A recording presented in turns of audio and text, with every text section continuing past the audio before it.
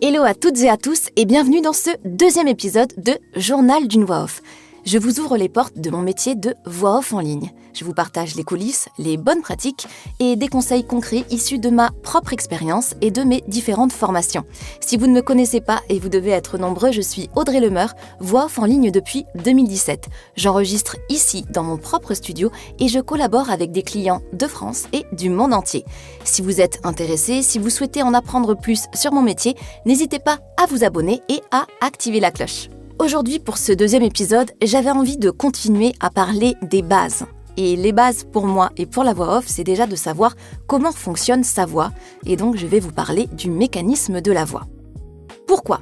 Parce que tout simplement, la voix, c'est un instrument. Si on l'utilise mal, si on ne sait pas comment l'utiliser, on va vite se faire mal. Il faut vraiment utiliser votre instrument en conscience, savoir ce que vous êtes en train de faire, quand vous êtes en train de le faire, et ça va vous permettre d'être un petit peu plus libre pour utiliser votre voix. Et je vous rassure de suite, cet épisode sera volontairement concis et simple pour que tout le monde puisse comprendre et parce que j'ai pas envie de vous perdre avec des termes techniques. En revanche, si ce sujet vous intéresse et si vous voulez en apprendre plus en détail, soit vous allez sur YouTube et vous tomberez sur des vidéos de coachs vocaux qui vont vraiment en profondeur dans ce sujet. Et je ne suis pas coach vocal, donc c'est pour ça que je préfère aussi rester concise. Ou sinon, je vous mettrai 2-3 liens en description et vous pourrez du coup en apprendre plus. Il y a d'abord 2 choses fondamentales à savoir. La première, c'est que la voix, c'est un instrument avant, biologique bien évidemment, qui repose sur 3 mécanismes fondamentaux. Le souffle, la vibration et la résonance, ou autrement dit, la respiration, la phonation et la résonance.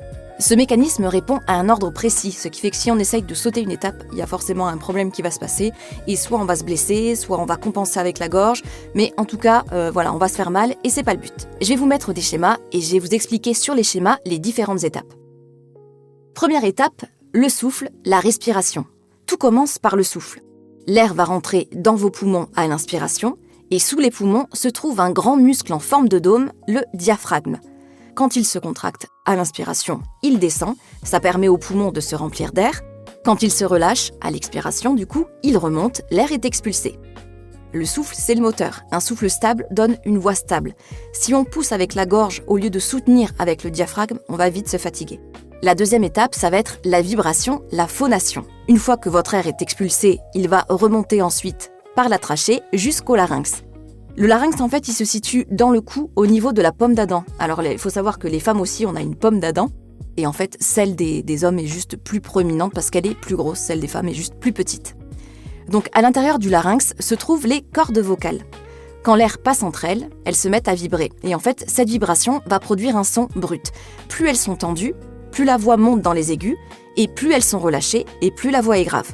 Et encore une fois, une mauvaise gestion de cette étape crée de la fatigue. On passe à la dernière étape qui est la résonance avec tous nos résonateurs. Le son qui est produit par le larynx et les cordes vocales, du coup, est encore neutre et il va être transformé par les résonateurs qui sont le pharynx, qui est derrière le larynx, la bouche, la langue, le palais, les cavités nasales. Et c'est ce qui va donner votre timbre unique. Il faut savoir qu'en voix off, apprendre à utiliser ces résonateurs, c'est très intéressant parce que ça permet d'élargir votre palette vocale. Ce qu'il faut donc retenir de cette vidéo, c'est que la voix repose sur 3 piliers. Le souffle, la vibration et la résonance avec tous nos résonateurs.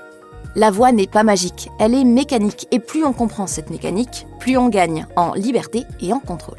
Voilà pour cette plongée dans les mécanismes de la voix. Comprendre ce qu'il se passe quand vous êtes en train de parler peut complètement changer la manière d'utiliser votre voix. Dans le prochain épisode, on va parler d'un sujet très concret qui est comment enregistrer une voix off en home studio. Si cet épisode vous a été utile, dites-le moi en commentaire et surtout, prenez soin de votre instrument. Allez, on se retrouve bientôt dans Journal d'une voix off. À la prochaine!